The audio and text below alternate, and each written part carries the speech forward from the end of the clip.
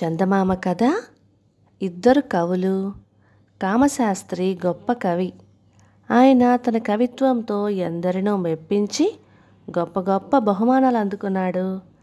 ఆ కారణంగా ఆయనలో ఎక్కడా లేని గర్వం పేరుకుపోయింది. గోవింద శాస్త్రి కూడా మంచి కవే, కానీ పరిస్థితులు అనుకూలించనందువల్ల ఆయనకు రామశాస్త్రికి వచ్చినంత పేరు రాలేదు. ఇద్దరిది ఒకే ఊరు. నీ కవిత్వంలో లోపాలున్నాయి, వాటిని సరిదిద్దుకోగలిగితే నువ్వు కూడా నాలాగా పైకి రాగలవు అంటుండేవాడు రామశాస్త్రి గోవిందశాస్త్రితో. గోవిందశాస్త్రికి ఈ మాటలు నచ్చేవి కావు. కాలం కలిసిరాక తన కవిత్వానికి పేరు రావటం లేదని, కవిగా కామశాస్త్రికి తాను ఏమాత్రం తీసిపోనని ఆయన అభిప్రాయం. ఒకసారి విష్ణుపురం జమీందారు దసరా వేడుకల సందర్భంలో చిన్న కవి సమ్మేళనం ఏర్పాటు చేయదలిచాడు. ఆ కవి సమ్మేళనానికి ఆయన రామశాస్త్రిని ఆధిపత్యం వహించమని చెప్పాడు. ఆ సంగతి విన్న అనేక మంది చిన్నా చితకా కవులు జమీందారు నుంచి బహుమతులు పొందాలన్న ఆశతో రామశాస్త్రిని ఆశ్రయించారు. కానీ గోవిందశాస్త్రి మాత్రం తనకేమీ పట్టనట్టుగా ఊరుకున్నాడు. అడగకపోయినా రామశాస్త్రి తనను తప్పకుండా ఈ సమ్మేళనానికి ఆహ్వానిస్తాడని ఆయన నమ్మకం.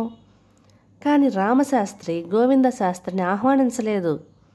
తనను ఆశ్రయించిన వాళ్ళనే ఆయన సమ్మేళనానికి పిలిచాడు. ఇది గోవిందశాస్త్రికి రామశాస్త్రి పట్ల విపరీతమైన కోపానికి కారణమైంది.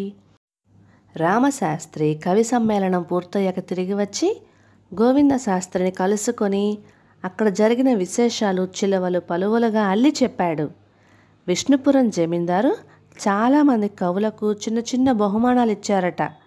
కానీ తనకు మాత్రం ఘనంగా 1000 వరహాలు ఇవ్వడమే కాక తన కవిత్వాన్ని మెచ్చుకుంటూ సభలో చాలాసేపు మాట్లాడాడట.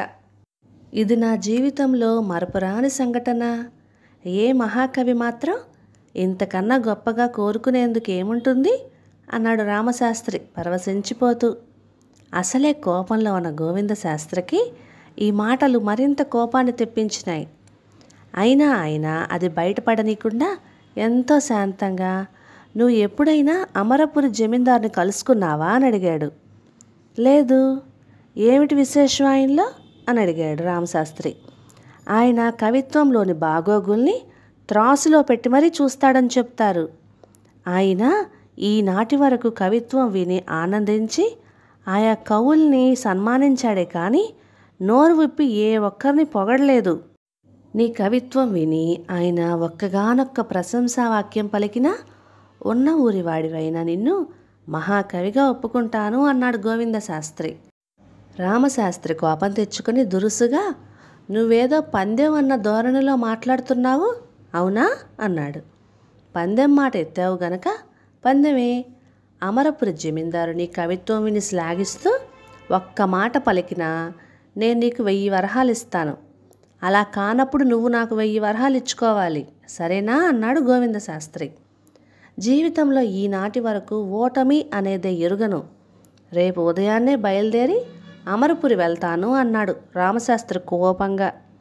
అలాగే వెళ్ళిరా, ఇది నీ జీవితంలో మరపురాని మరొక సంఘటన కావచ్చు అన్నాడు గోవిందశాస్త్రి. 2 రోజుల తర్వాత రామశాస్త్రి గోవిందశాస్త్రిని కలుసుకొని, నేను 1000 వరహాలు గెలుచుకున్నట్టే అమరపురి జమీందారు నా కవిత్వాన్ని మెచ్చుకుంటూ స్వదస్తూరితో రాసిచ్చిన యోగ్యతా పత్రం ఇదిగో అంటూ గోవిందశాస్త్రికి ఒక కాగితం ఇచ్చాడు. గోవిందశాస్త్రి నవ్వుతూ, ఇది ఆయన దస్తూరి కాదని నేను అనడం లేదు. మన పందెం ఏమిటంటే జమీందారు నోరు విప్పి నీ కవిత్వాన్ని మెచ్చుకోవటం. అలా జరగలేదు కదా, నువ్వు ఓడిపోయావు. 1000 వరహాల మాట ఏమిటి అన్నాడు. రామశాస్త్రి దిగులుగా ముఖం పెట్టి, ఆ జమీందారు మూగవాడని ముందుగానే తెలిసి ఉంటే నీతో ఈ పందెం వేసేవాడినే కాదు. సరే, చేసేదేముంది, ఆ పందెం డబ్బేదో రేపు తెచ్చి ఇచ్చుకుంటాను అన్నాడు. చూసావా, నెల తిరగకుండానే నువ్వు నీ జీవితంలో మరువలేని 2 సంఘటనలు చవిచూశావు అన్నాడు గోవిందశాస్త్రి వచ్చే నవ్వుని ఆపుకుంటూ. కథ సమాప్తం.